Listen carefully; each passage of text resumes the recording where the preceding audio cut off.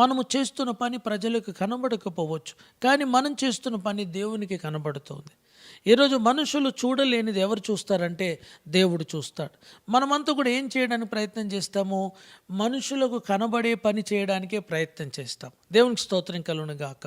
ఈరోజు దేవుడు కొన్నిసార్లు మనుషులు నీకు కనబడినటువంటి బాధ్యతను అప్పజెప్పినా నీవు దాన్ని చేయవలసిన అవసరత ఉన్నది. దేవునికి స్తోత్రం కలుగును గాక. హల్లెలూయా.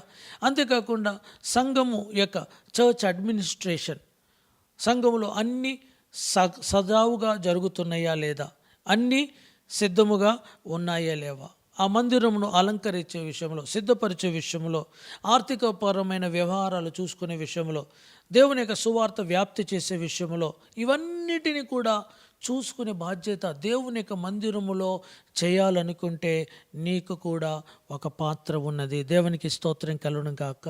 నీ